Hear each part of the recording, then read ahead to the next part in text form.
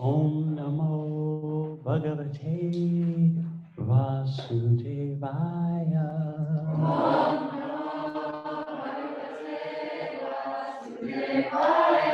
Om Namo Bhagavate Vasudevaya.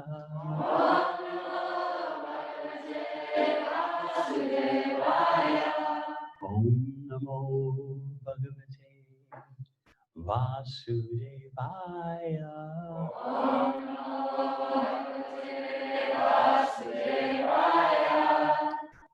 We're continuing our discussion of friends and enemies, a basic necessity of material life. Yesterday we did Srimad Bhagavatam, 7th Canto, Chapter 5, Text 11. And today we'll do Text 12, and as yesterday, we'll go in and around this whole Prahlad Maharaj and father, demoniac father, drama with a special emphasis on the whole friends and enemies syndrome, which is something you may not have highlighted in your reading before. The tendency of the mind to manufacture friends and enemies. And it may be unusual or uncommon for us to think in that way. We're so conditioned by dividing people into friends and enemies that we think it's a natural occurrence. It's the way life goes on. It's what happens. Friends happen, enemies happen. But Prahlad Maharaj is educating us to understand that the whole material distinction between friends and enemies is a mental concoction. It's the symptom of an uncontrolled mind. This may seem very difficult to act on. I think everyone would agree it sounds nice in theory, right? But it seems natural living in this world that you ally yourself with friends and you protect yourself against enemies.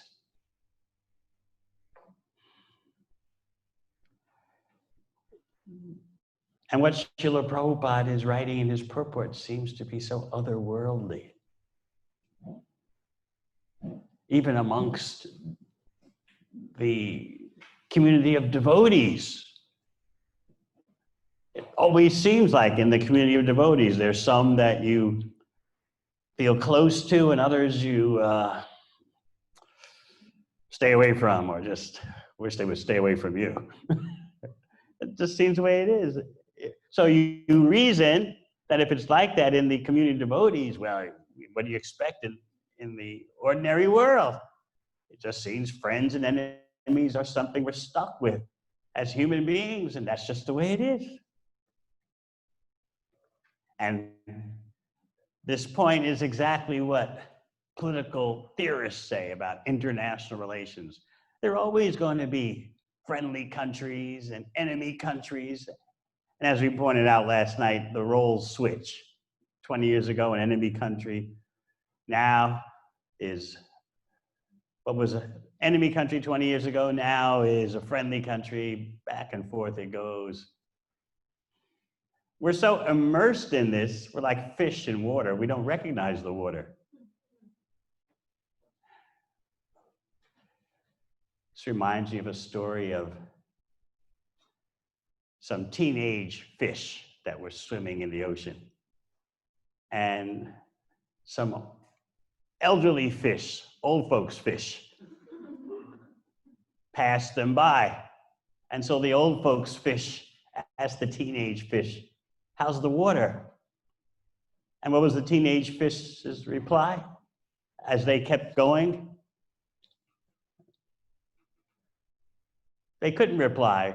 The old fish kept swimming, and further down the way, the teenage fish turned to one another and said, what do they mean by how's the water? What's water? You understand the point? They're so immersed in it that they just take it for granted, and they don't question how's the water. Similarly, we don't question the necessity of friends and enemies. We take it as a necessity. You want to be with people who support you, and ideally a friend will share the same enemies as you, and then you really feel good. It's not just you, right? You've got I'll call it your team.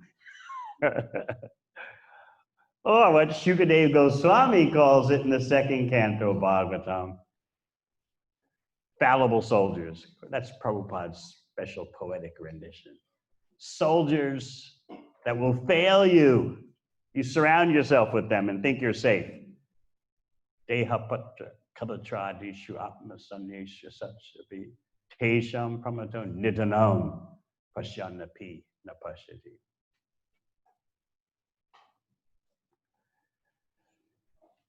You want allies around you. And that's what material family life is like. That's what material society is like. Our existence in this world is so frail and fragile. So we're always feeling the need to equip ourselves with allies to shore up our existence, make it more secure than what we can do, what we can accomplish on our own. And part of the whole complexity, psychological complexity of the conditioned soul is that we're incomplete. And we want those around us who make us feel complete. So you may say, oh, I just want to love and be loved. But underneath all that is this feeling of incompleteness. And that's there because we forgot our original love. We forgot what is real love.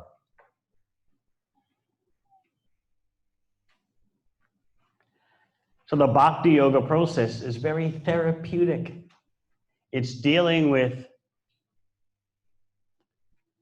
this incompleteness that is afflicting everyone, and pointing out that the sense of incompleteness is due to not knowing where to direct our loving urge. So bhakti is very mystical in that way, because you would normally think, well, just because we're learning to love Krishna, what about everyone else? What do I do with everyone else? So the mysticism is that it's hard to see how, at the same time that you're learning to love Krishna, you actually develop love for others. It seems like one or the other, right? That's the standard material definition of religion. All for God, the hell with everyone else.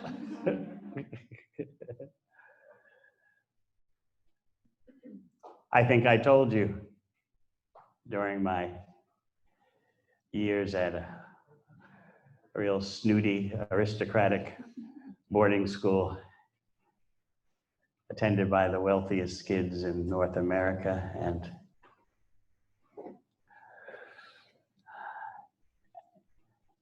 and formal religion had a role there. You had to go, all the students, and they were just boys, because back then prestige meant that the girls had their own snooty, elitist boarding schools and the boys had their own.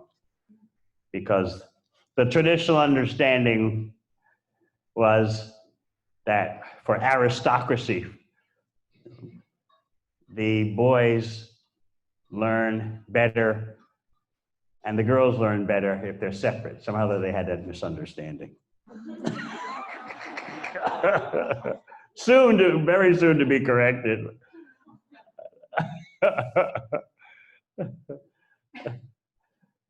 Although some research has indeed shown that somehow or other, boys concentrate better when it's just an all-boys class, somehow or other. And somehow or other, the girls concentrate better when it's just an all-girls class. I don't know how that could be true, but. So anyway, you had to go to chapel twice a week for 20 minutes, Tuesdays and Thursdays. And you had to go to an hour service on Sunday. The school was, how do you say, ritualistically associated with the American equivalent of the Anglican Church. Because that was kind of the high society way to do things. So they would assign chapel tasks to the students. There was the minister, and then to help with the altar duties and the ushering, they would have the students help. So it came to my turn to help usher, my friend and I. And it was a special Christmas program before the school closed for Christmas and all the students went home. And so we were tasked with, my friend and I, preparing a special program, printed program for the Christmas event.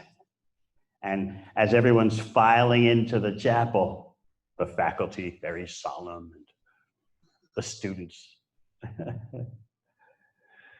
you would, as they came through the door to sit down in the pews, you give each one a program, which contained the hymns that you would sing and the theme of the sermon and so on and so forth. I think most of you are too young for all that stuff. Anyone have? Yes. Very boring. But at the same time, it was some attempt at religiosity, and we credit any attempt at religiosity. So, there would be the organ and the organist and the old hymns from centuries ago. So as they were all filing in, my friend and I gave them the programs which we had designed for the special Christmas event. So on the cover of the program, I think they were called bulletins or something like that. On the cover was a depiction of Jesus, because actually, you may not know, but no one knows what Jesus looked like. So they make him look like whatever resembles their nationalistic or ethnic conceptions. But no one has the slightest idea of what Jesus looked like. So all those pictures you see, when you think of Jesus, what you're thinking of is the most popular artwork. That becomes Jesus. And the long hair and the fair complexion. And so anyway, no one knows what Jesus looked like, but we made a depiction of the popular conception of Jesus' appearance. We put that on the cover of the program, and we had him flashing the peace sign and saying, "Only 14 days left for Christmas shopping."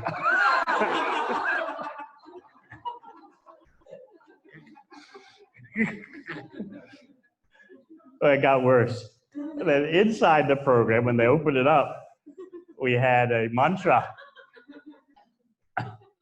May all my enemies go to hell. Noel, Noel, Noel, Noel.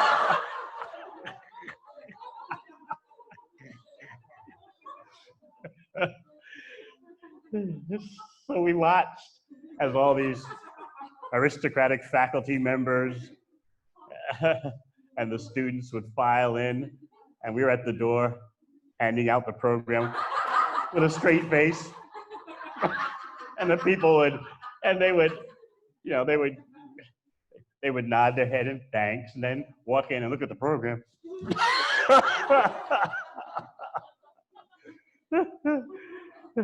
But we knew they couldn't say anything because they were thinking, these young people these days, we just got to tolerate them.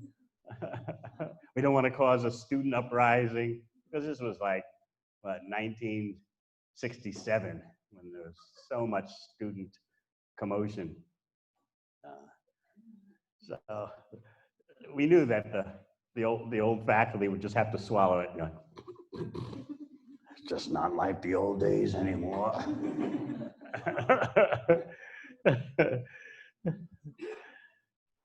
So that's an accurate mantra for what people think religion is for.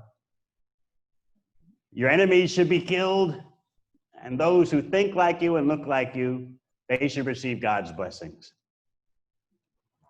But hearing Prahlad Maharaj shatters all those misconceptions, which affect us in our devotee life in relations to other devotees. We have, just like in the ordinary world, where there is always a duality between the so-called liberals and the so-called conservatives. You don't politically see much of that yet in New Zealand.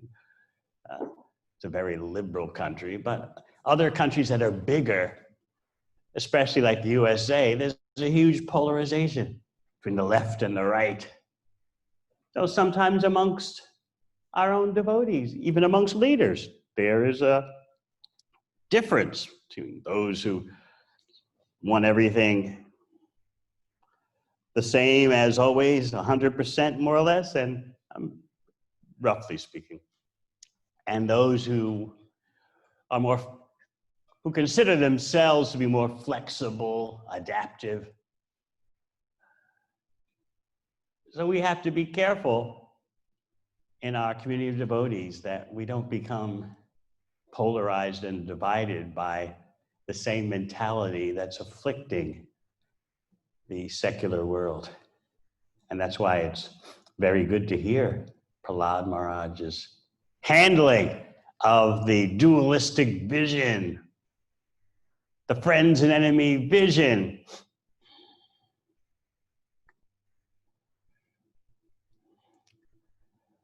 That his father and the teachers his father hired are pushing. All right, we'll chant.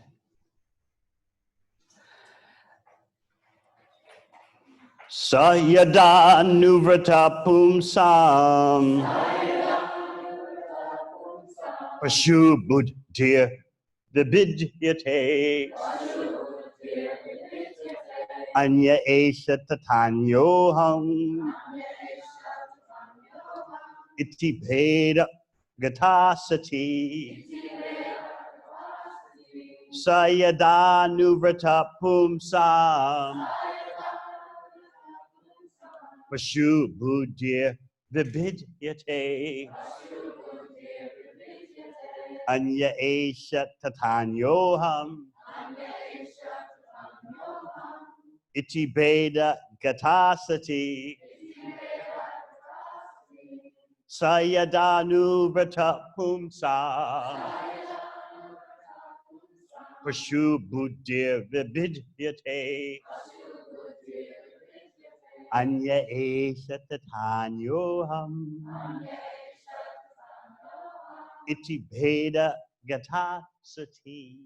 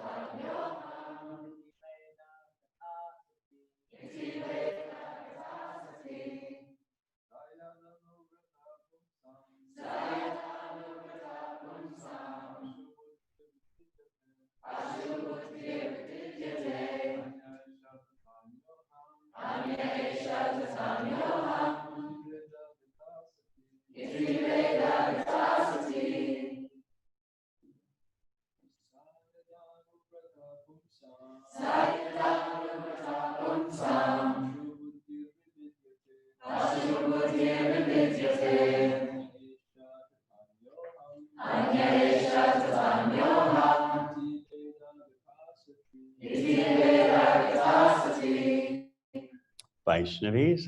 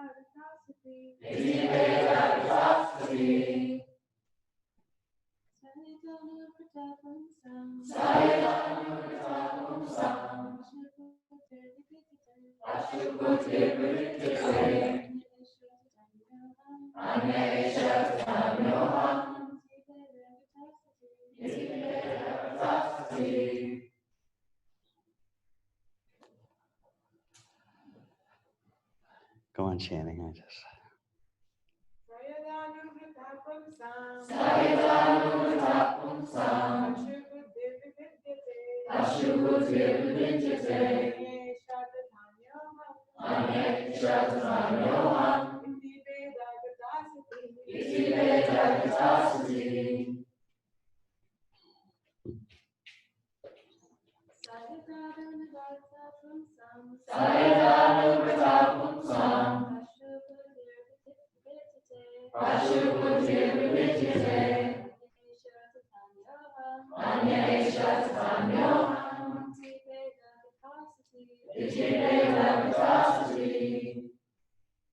Go on chanting, we're having same technical difficulty as yesterday. You have to bring me a book probably.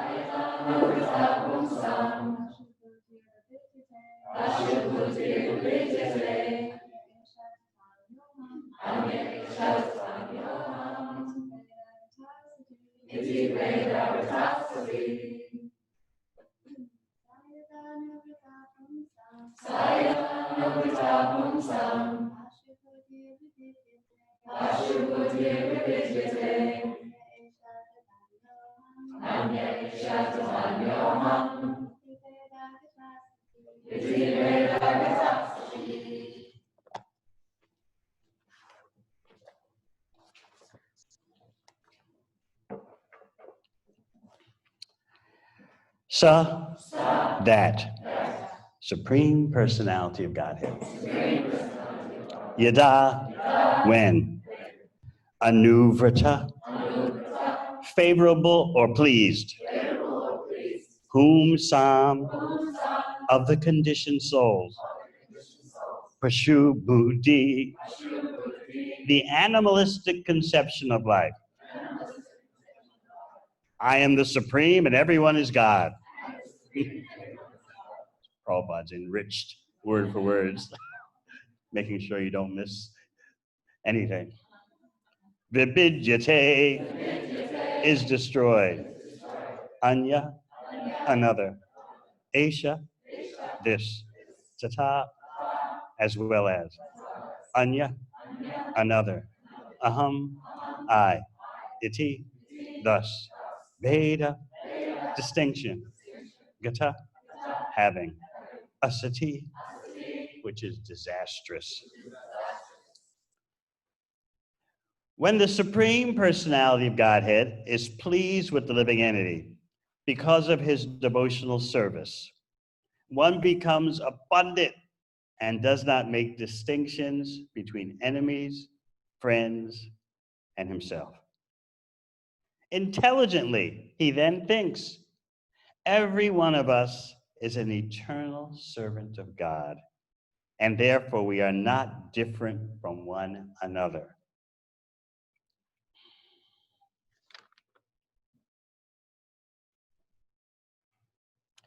It's a very long purport. We'll pick out sections of it. When Prahlad Maharaj's teachers and demoniac father asked him how his intelligence had been polluted, Prahlad Maharaj said, as far as I'm concerned, my intelligence has not been polluted. Rather, by the grace of my spiritual master and by the grace of my Lord Krishna, I have now learned that no one is my enemy and no one is my friend. We are all actually eternal servants of Krishna. But under the influence of the external energy, we think we are separately situated from the Supreme Personality of Godhead as friends and enemies of one another. This mistaken idea has now been corrected, and therefore, unlike ordinary human beings, I no longer think that I am God and that others are my friends and enemies. Now I am rightly thinking that everyone is an eternal servant of God and that our duty is to serve the Supreme Master. For then we shall stand on the platform of oneness as servants.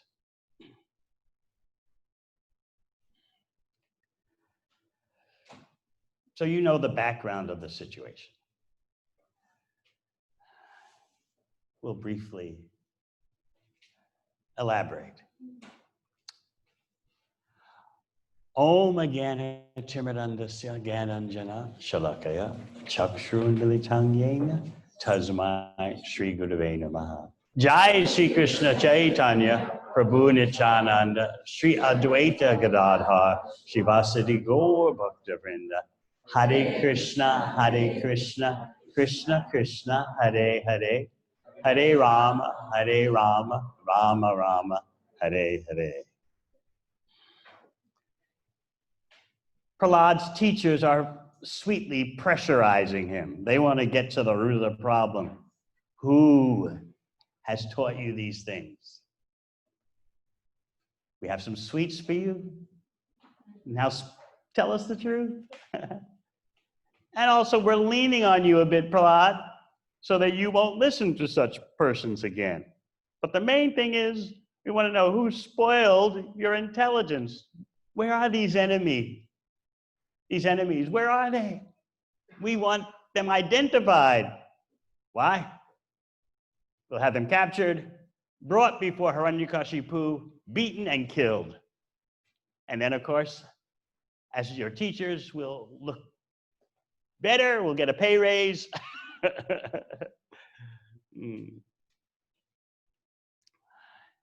This is the way of mundane politics.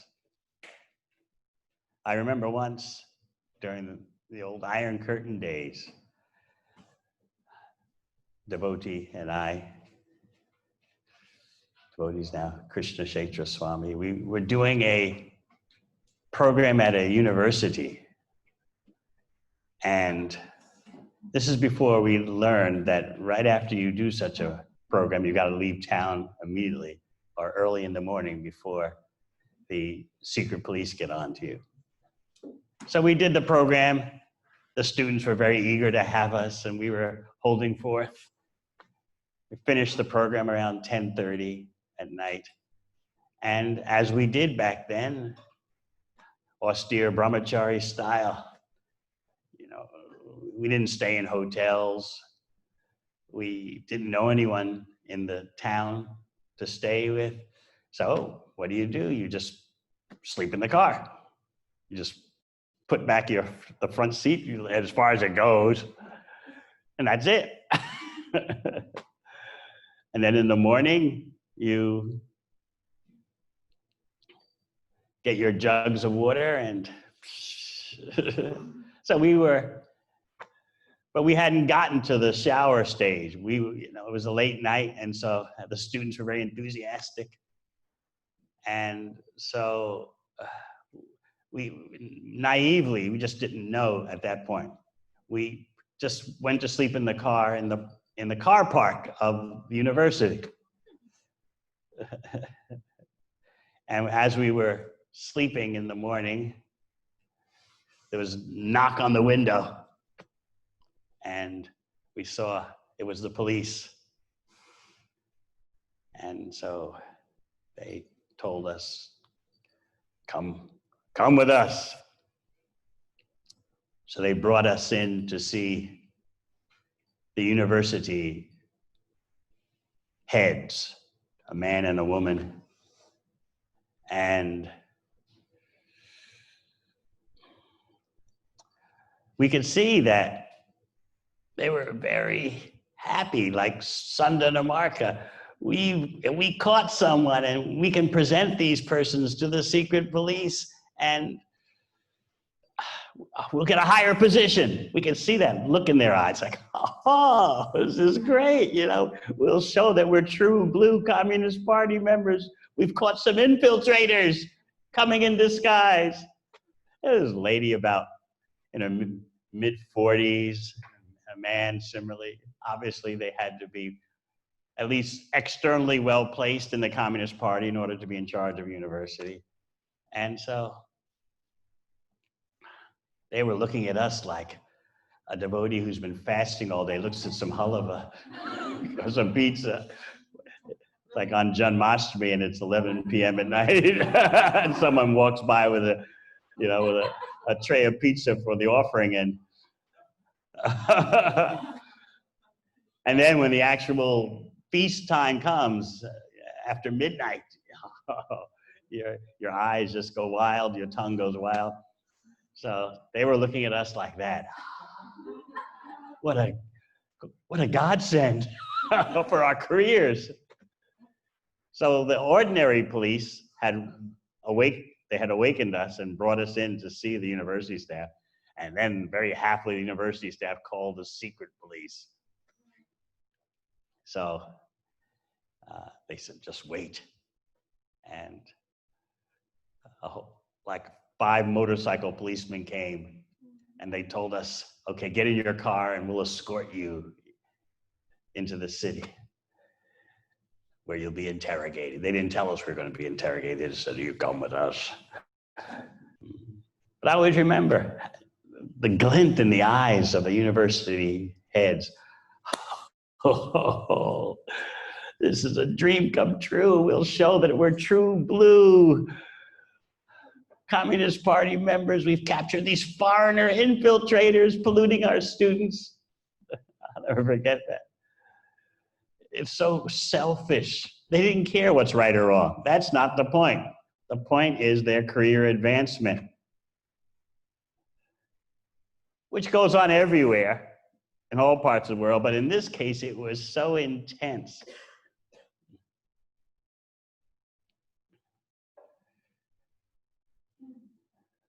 Because even materially, they were living a lie. No question of spiritually, but materially, they were living a lie. They were exploiting. We're doing this for the people, for the workers. The workers' paradise. Our country is a workers' paradise. Not capitalistic. No one gets exploited. They were exploiting more than anyone, but they had this philosophy that they wrapped themselves in. And they actually, when you live a lie, you actually can convince yourself of the lie. So I'll never forget that look in their eyes, or the Sundanamarka look. Okay, when we capture these infiltrators and bring them before the secret police, our careers are going to soar. That's all they cared about. Never mind, these look like very innocent young men, never mind all that. They're doing politics. They're supposed to be university intellectuals, you know, supervising the acquiring of higher education. They didn't care about all that. It was all about position and power.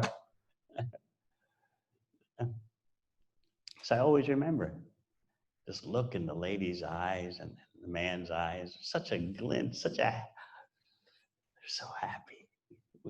We caught someone, we've done our duty. How great we're gonna look before our Hiranyakashipus. Tell us more, just like Son of the Marker with Prahlad. Tell us more, tell us more. Is anyone else with you? Where else have you been?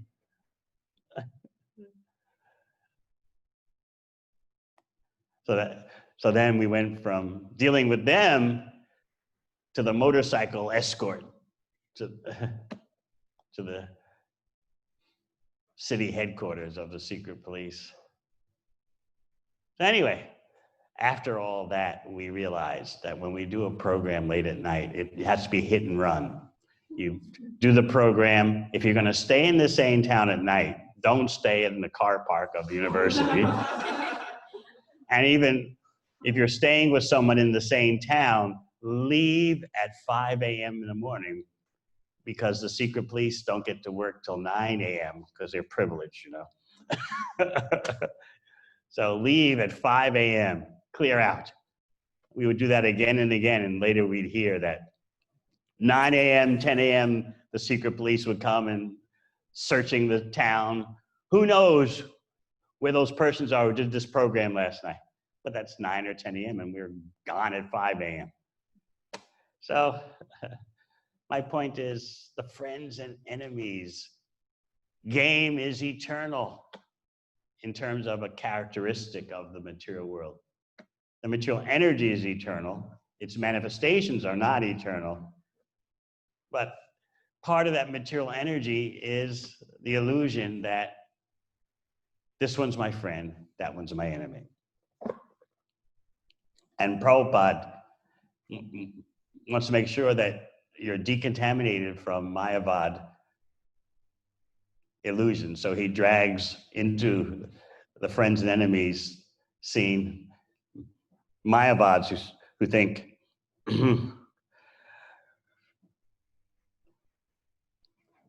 as he has Prahlad Maharaj, as he's paraphrasing Prahlad Maharaj here, this mistaken idea has now been corrected, and therefore, unlike ordinary human beings, I no longer think that I am God and that others are my friends and enemies. He's got that in there.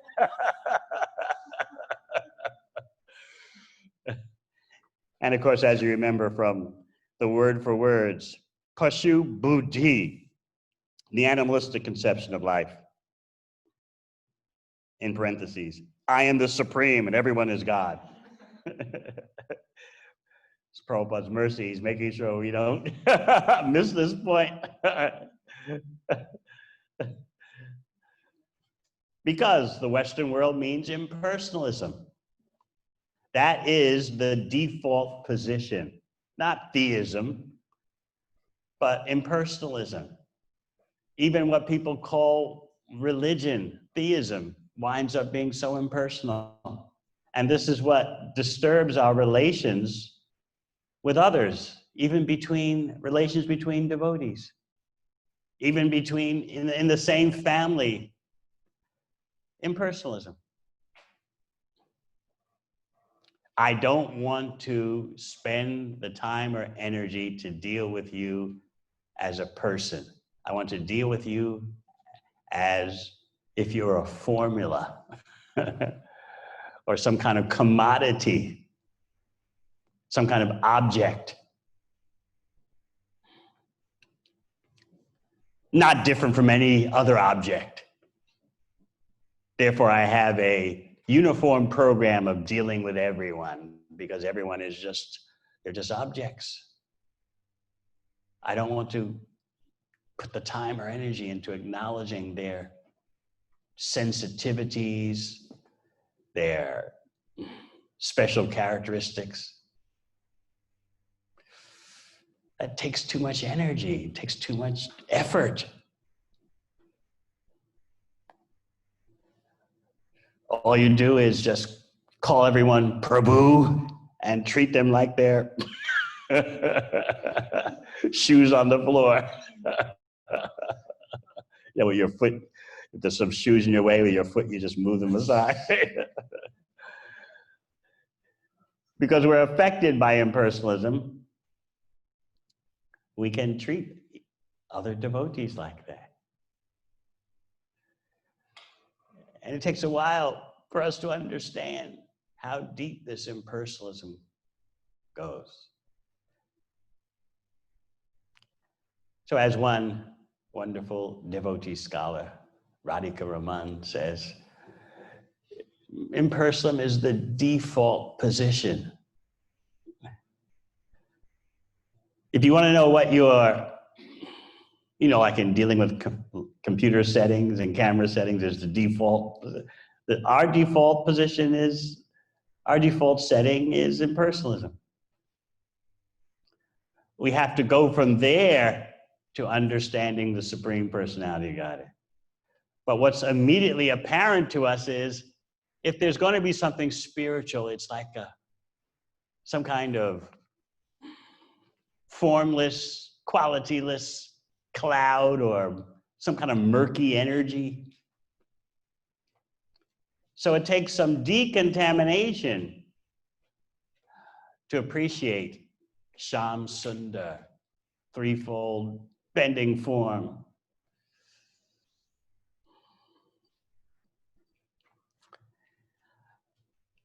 By hearing this discussion between Sundar, Marka, and Prahlad, we indeed become purified. And as we're hearing today, when the Supreme Personality of Godhead is pleased with the living entity because of his devotional service, one becomes a pundit. You actually become smart. And what's the symptom of your smartness? You don't make distinctions between enemies and friends and yourself. That's the negative. And what's the positive? You do think every one of us is an eternal servant of God, and therefore we are not different from one another. You may recall from your reading of Ishopanishad, Mantra 7, Ekatvam Anupashyataha. That means you're seeing authorized oneness, Ekatvam, oneness, Anupashyataha. You're seeing oneness in an authorized way, in a way of following in the footsteps of the saintly predecessors. You're not concocting a vision of oneness on your own. Authorized oneness means as received through parampara, and that means you're seeing all living entities as parts of the complete whole, but they're not the complete whole. The oneness means ekatvam, oneness of perfect harmony. We explained yesterday about, in a normal family example, which is becoming rare, the family members all act for one interest.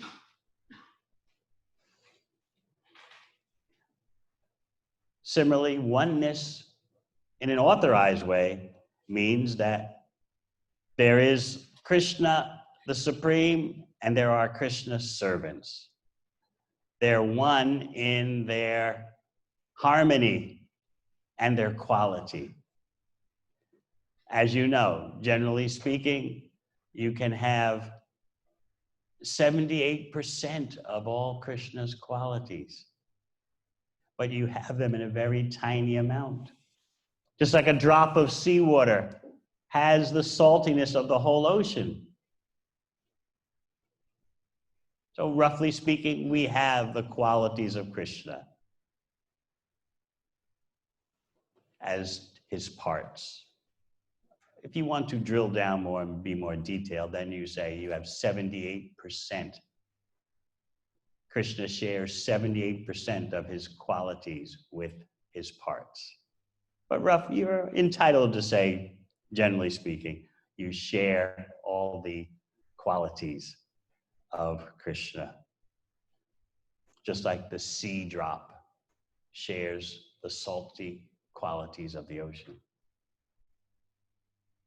But you do not become the whole ocean.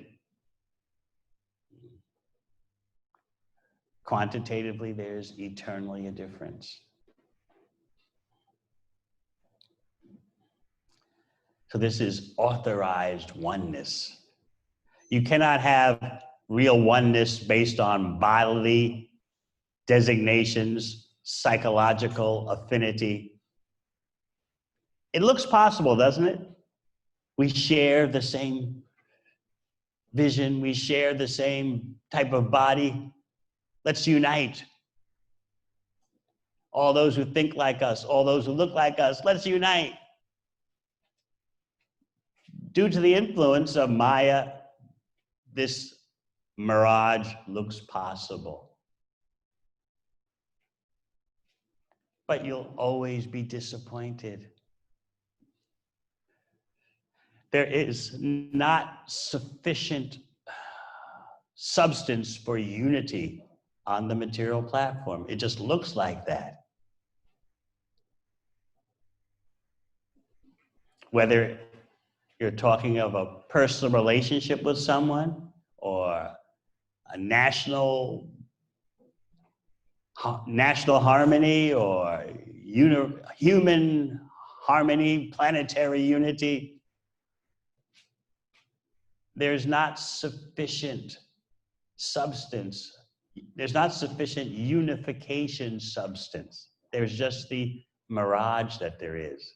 So you pursue the mirage, and sooner or later you realize there was not much there. There was something there.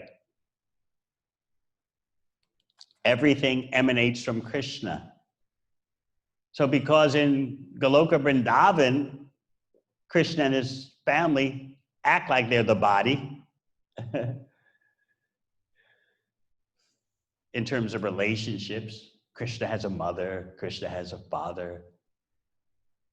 He has aunts and uncles.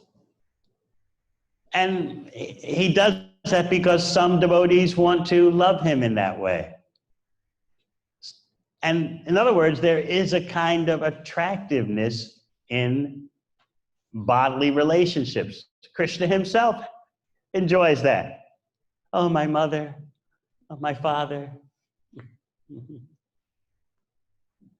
my brother Balaram. But what is the difference between material existence and Goloka Vrindavan? In Goloka Vrindavan, everyone is their body. But here you are saying, oh, my mother, oh, my father, my brother and sister, but no one's their body.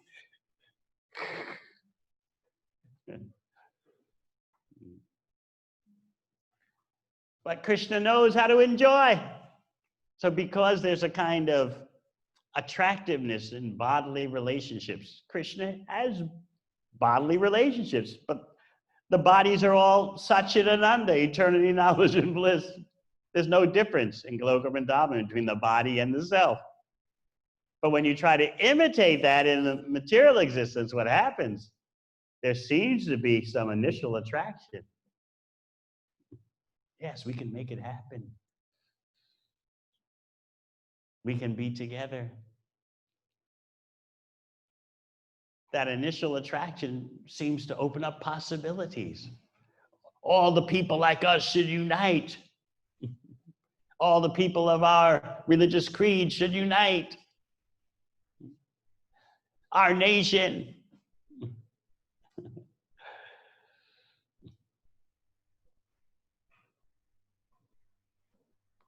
The love of our nation flows in our veins thicker than blood. Nationalists become so intense. So there seems to be something there. Because material existence is the personal, it's the reflection of spiritual existence. So you find a semblance, a glimmer of truth in material existence, but you'll never find truth that's substantial enough to sustain your happiness, your fulfillment. You'll never find that.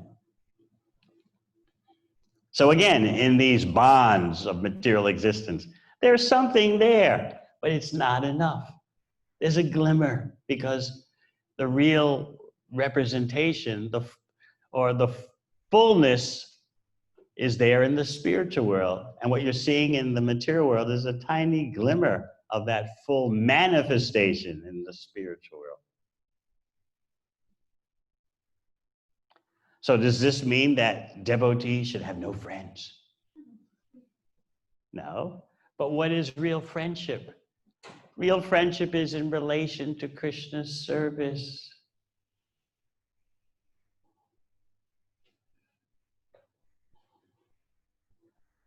The mutual inspiration to hear and chant about Krishna. Make plans how to serve Krishna. Discuss Krishna's service. Discuss topics of Krishna. Discuss what leads to your deepening of your bhakti and what impedes your deepening of bhakti. That's a real relationship. And we certainly need those. And we certainly encourage devotees to have those kind of relationships. Certainly in household affairs, there has to be the material carrying on of the family unit. But for the family affairs to actually be successful, there has to be Krishna and Krishna's service solidly in the center. No matter what ashram you're in, you have to take care of your body. You have to wear some clothes and take care of your clothes. But what's the center of it all? Whatever ashram you're in. So yes, we want devotees to be friendly toward one another. And everyone needs friends. How are you going to make it in bhakti without friends? Nowhere in Bhagavad Gita or Srimad Bhagavatam does it say, devotees shouldn't have friends. But don't have friends like the friends and enemies syndrome of the material world. So how do you do that? I always study this, especially this part of the purport of this verse.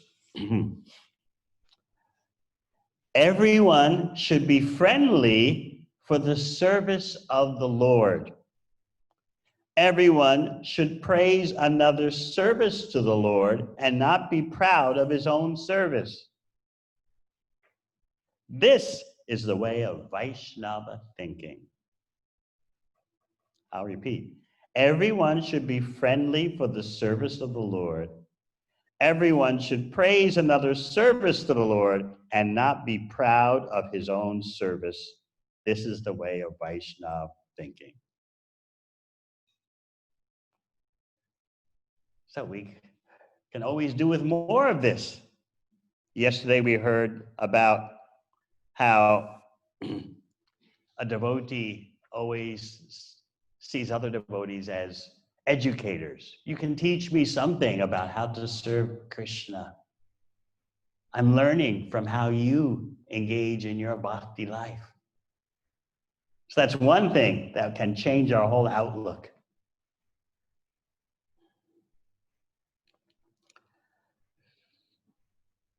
Just like when I received some message from our Rudraram Pandit. He had a new way of categorizing data for the bhakti land.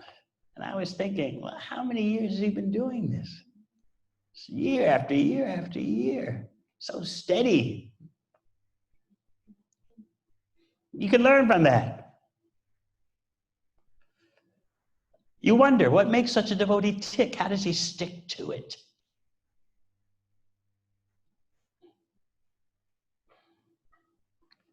Of course, in New Zealand, they'll say, oh, it's his wife. That's...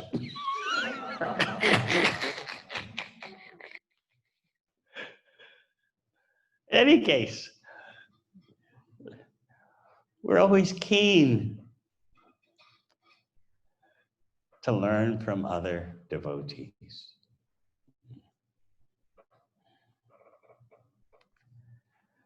I was hearing the chanting this morning. Yes, it drifted across. Hope the neighbors don't mind, but I guess they're going to live in that building. They got to tolerate and benefit.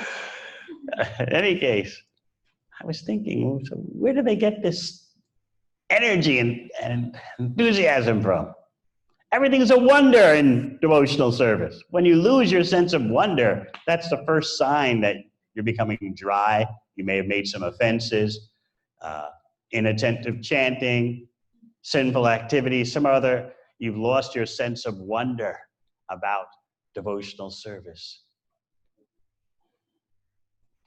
Of course, generally we're thinking about ourselves. What about my own excitement in bhakti?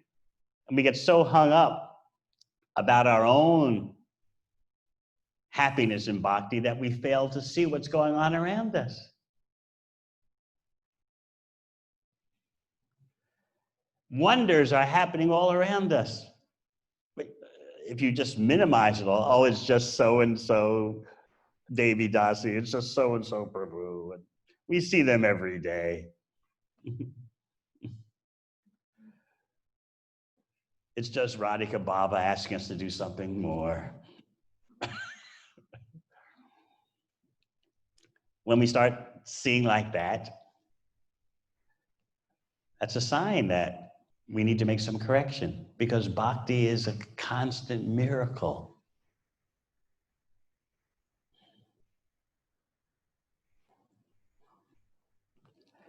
It's like last night during the kirtan, I had to look out of the corner of my eye and I saw, is it Teresa, the ex-basketball player? Huh?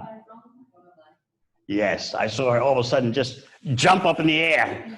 And instead of jumping up in the air like she was going to catch a ball, she was jumping up in the air in kirtan ecstasy. I was like, how do you jump like that?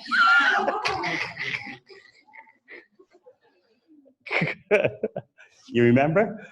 You didn't know I saw that, huh? She just sprung up into the air with full athletic prowess demonstrated in Krishna's glorification. I was thinking, I don't see any men doing this.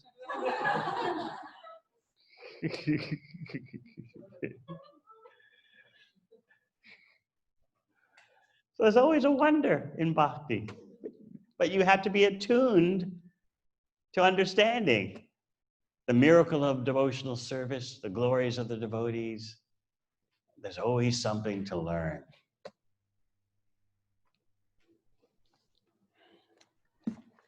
So again, yesterday we heard in the purport of yesterday's verse,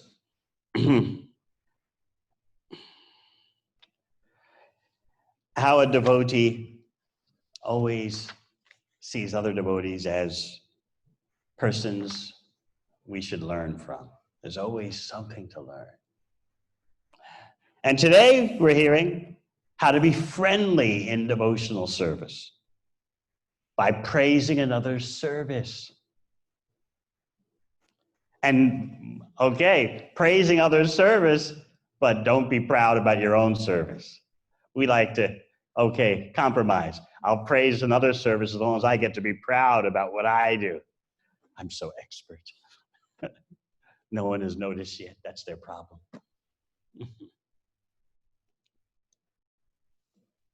So how to be friendly in devotional service is a great art.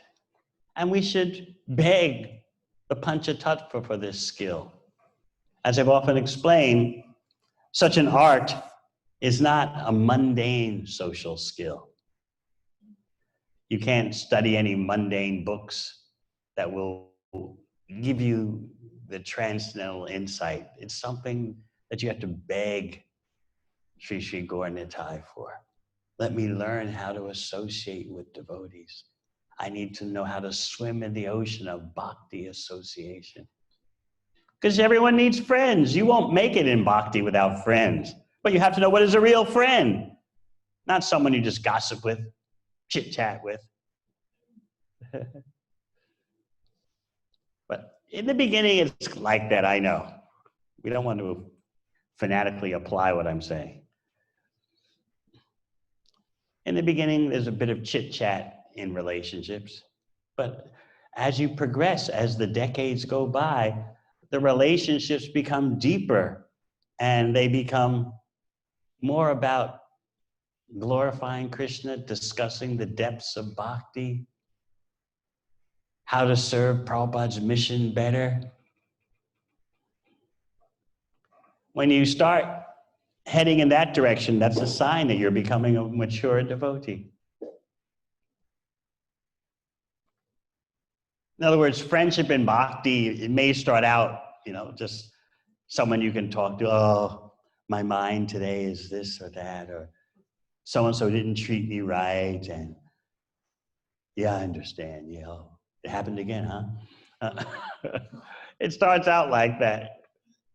Did you hear what so-and-so's gonna do? Amazing. Him? She wants him?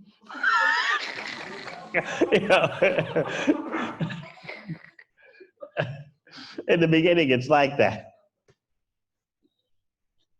So we're not trying to be like some kind of secret police or Gestapo, making sure that you don't say anything that's not 100% Krishna Katha, talking about Krishna. But just know that a mature friendship is different than what we may think in the beginning. And it can take decades, but so what? At least you should know what the goal is.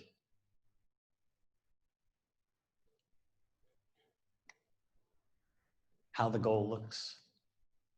Krishna himself describes in Bhagavad Gita, Machitamad Gata Prana Bodhayanta Parasparam. The thoughts of my devotees are always with me. They talk about me. They share realizations of me. Tushyanti cha ramanti cha. They take great pleasure in doing this. This is how they enjoy life. Friends, talking about Krishna, hearing and chanting about Krishna.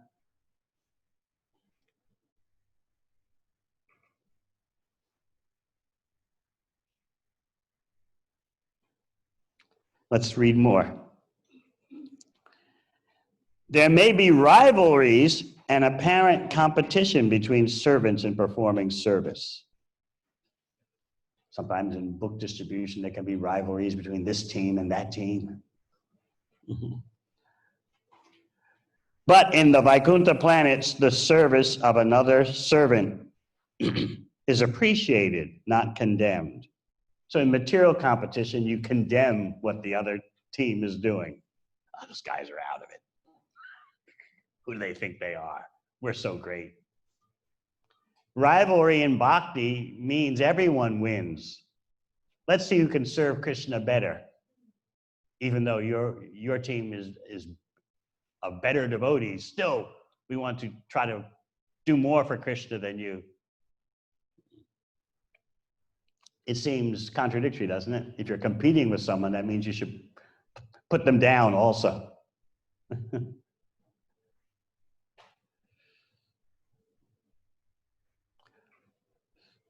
Like, I don't know if they do it in New Zealand.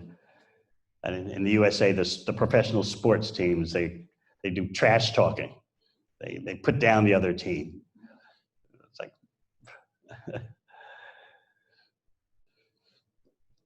I think in Australia, where there's cricket, they call it sledging. They would just hurl racist insults at the Indian team or the Pakistani team. Sometimes maybe the officials will have to warn them, you're getting carried away here.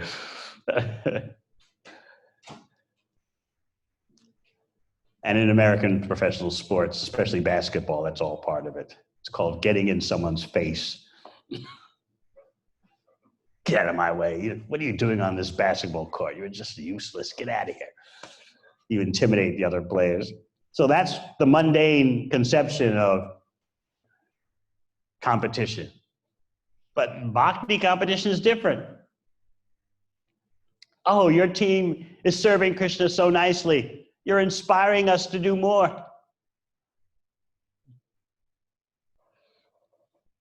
Everyone wins because Krishna is the one getting all the service, all the credit. Did you see the Sunday feast that was prepared by the team that was in the kitchen last Sunday? Amazing. We can do better. What do you think, Kala? So you appreciate. Yes. Kunja Mandana's team was fantastic, but we'll do better. Inspired by them. Even though they are better, we'll still do better. It sounds contradictory.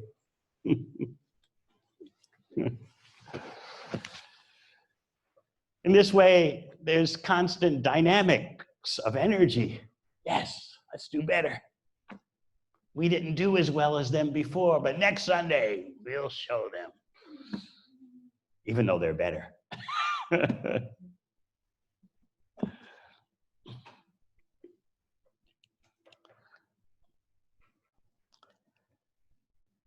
This is Vaikuntha competition. There's no question of enmity between servants. Everyone should be allowed to render service to the Lord to the best of his ability, and everyone should appreciate the service of others. Such are the activities of Vaikuntha. Since everyone is a servant, everyone is on the same platform and is allowed to serve the Lord according to his ability.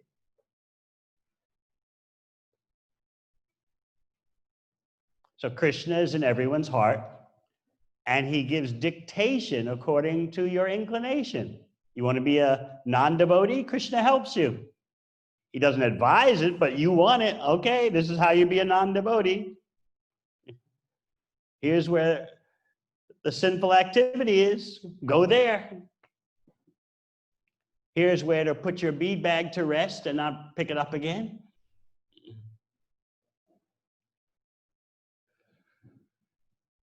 Sarvasya chaham hridi sanivishta matasmitiya jnanam apohanam cha.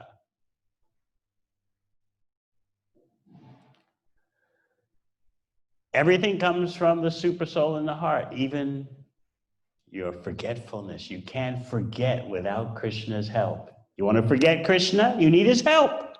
This is how powerless and tiny you are. And certainly you want to remember Krishna. You need his help.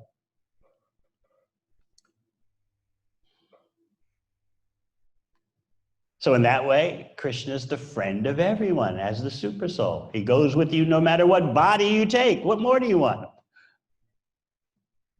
People say, why? If there's a God, why has he left us here, abandoned us here?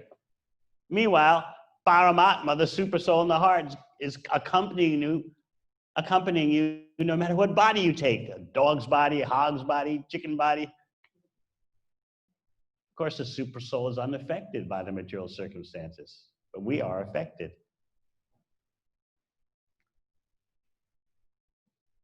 And then, if you want to be a bhakti yogi and advance in love of Krishna, Krishna helps you from within your heart. Tesham satatayuktanam bhajatam priti purvakam. For those who are 24/7 thinking how to serve me with affection, I give them more intelligence, personalized instruction how to come to me.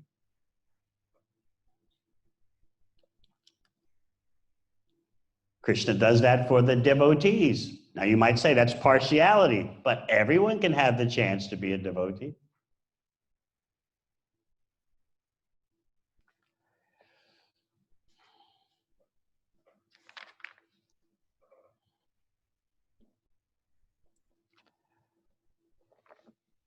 So this is Prahlada Maharaj's response to his teachers when they're interrogating him.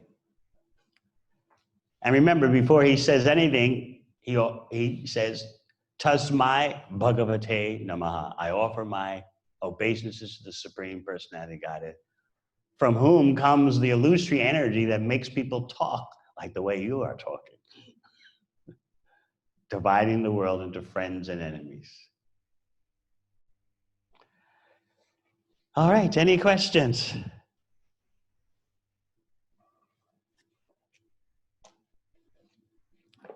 Yes?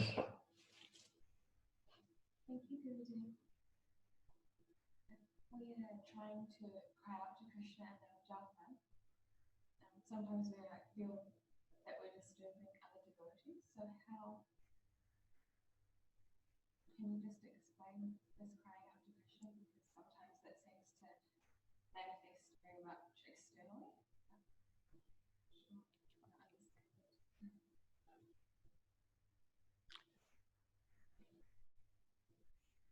When you're chanting japa in the assembly of others, you have to, the volume that you chant with has to take the situation into account.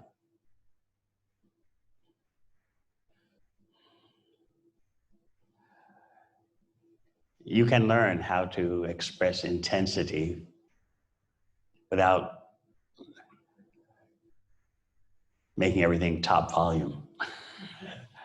It's not a question of material volume of the sound.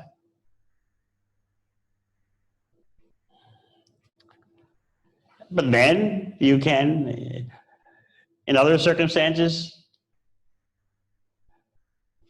if you're walking through the forest or somewhere, you can call out to Krishna at maximum voice volume. Also during kirtan, you can sing out with maximum volume and intensity.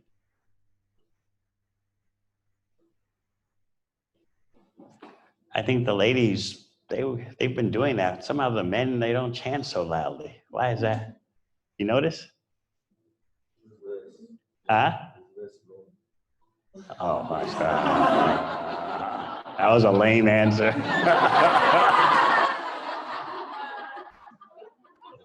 There are less men, therefore. No, I'm talking about individually. You shouldn't get so absorbed in playing the instruments that you forget to cry out with intensity.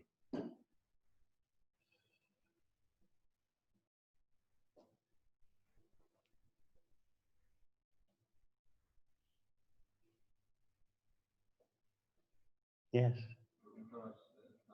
Krishna comes to material world to enjoy the pastimes of killing demons. How can we understand that the spiritual world doesn't have this division of friends and enemies, like demons especially? Yes. Krishna comes to the material world to indulge in his leelas of killing demons. How can we understand that in the spiritual world? Yeah, there's no the distinction of friends and There's no distinction of friends and enemies. There are rumors that demons exist.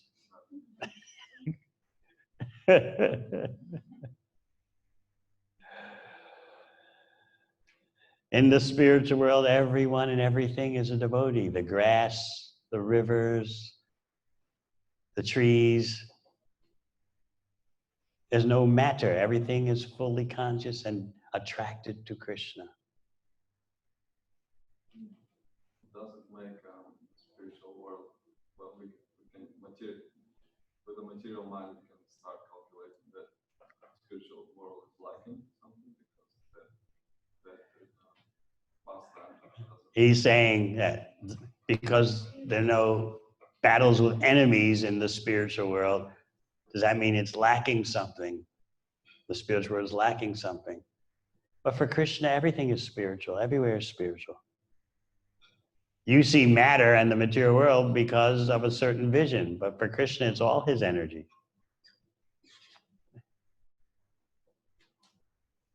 When he wants to enjoy in this way, he does it there. When he wants to enjoy another way, he does it somewhere else. It's all his energy It's all his world. Sarvam kalvidam Brahman. Everything is Brahman.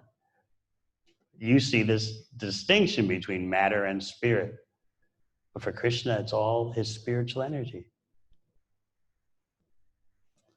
Just to give you the usual engineering example, to the electrical engineer in the power station, he's just pumping out electrical energy. But to the homeowner, some energy is making the heater make the house hot. Another, the same energy, though, manifests differently, making the air conditioner cool the place. But to the engineer in the power station, this is all electricity.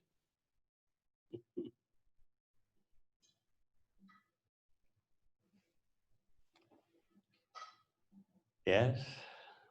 How can we be a better team player amongst devotees, and particularly in relation to being competitive but having a good attitude? She's asking how you can be a more team player amongst devotees, particularly when you have a competitive attitude. Well, I'm very competitive, but Yes. how having a better attitude. You have a competitive attitude, so what is it you want to accomplish? How to be more of a team player. Good. So make a team that's the most powerful so that you'll inspire other teams to defeat you.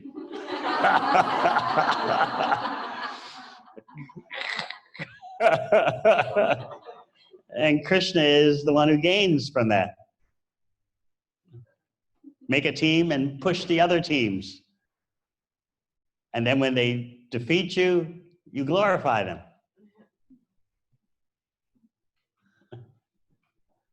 Or even if they don't defeat you, they come close to defeating you, you still glorify them. Okay? How are you going to compete? On book distribution or the kitchen or what? Can't compete here in gymnastics. How much can you press? We don't have those kind of competitions.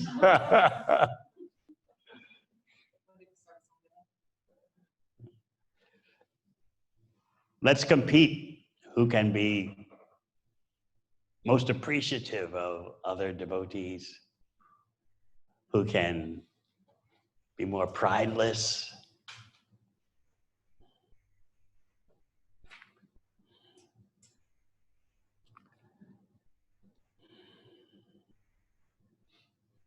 Who can be more grateful? What about those kind of competitions? Qualities of devotees competition.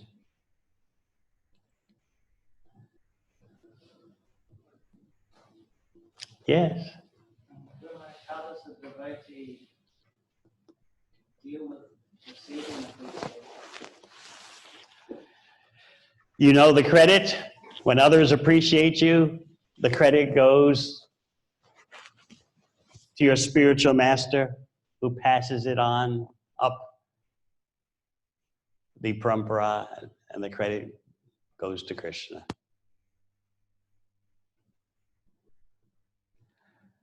You graciously accept. I thank you for your appreciation. I know that I have so much more progress I need to make. But by the grace of my spiritual master and the assembly of devotees, I seem to be able to sometimes make a contribution.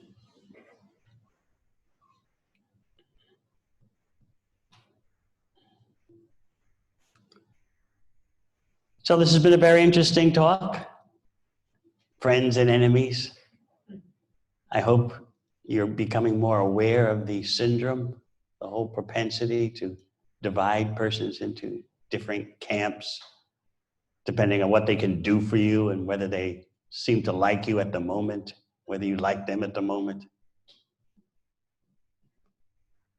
Especially in a community, and devotee communities compared to the rest of the world are smaller. So we have to make sure that we don't allow differences to drive us apart. There'll always be something we have to tolerate. You'll find that so even in your own family affairs, if you will have them, you'll find that there'll be toleration.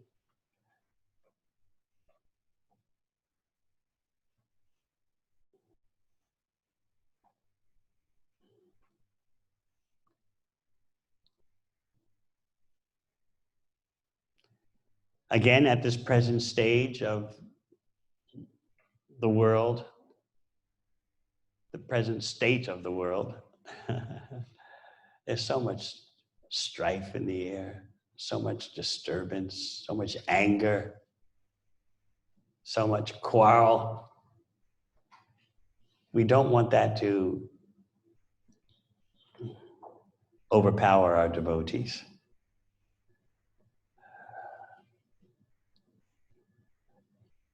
People need now to see an example of tranquility, equipoise.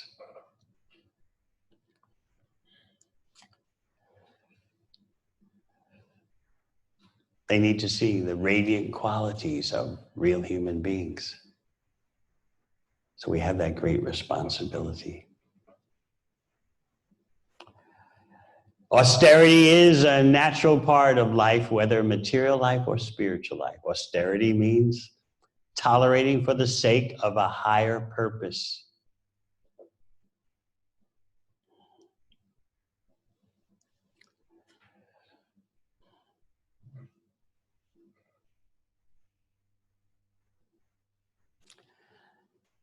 Let us pray to Krishna that we can rise to the occasion.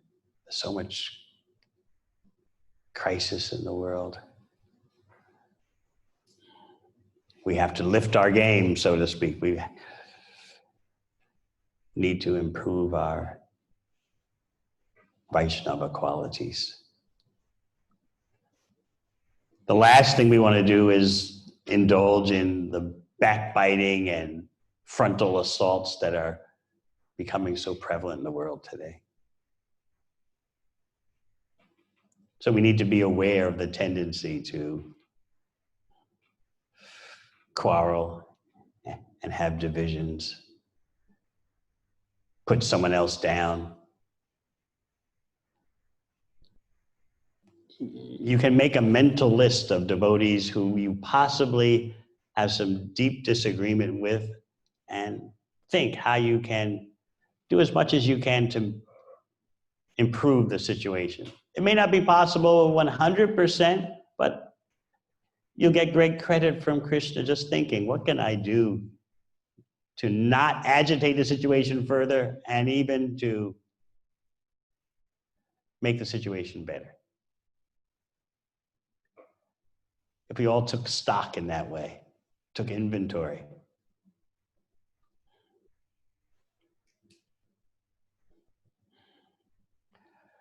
Not that because I'm practicing bhakti, I can ride on my high horse and just, this person's a nonsense, this devotee.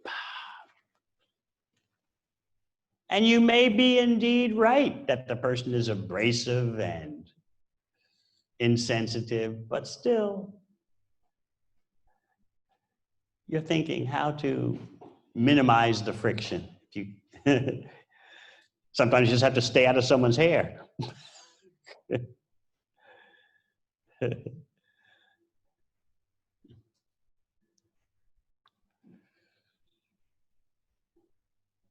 And always pray to Krishna, is there some way I can touch this devotee's heart? Is there some way? Seems impossible, but I won't give up. It may take a long time, but you don't write anyone off. It's work. It's the real career.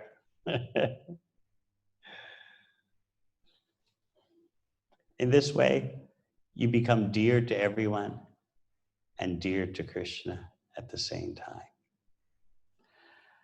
All right, thank you very much. Hare Krishna.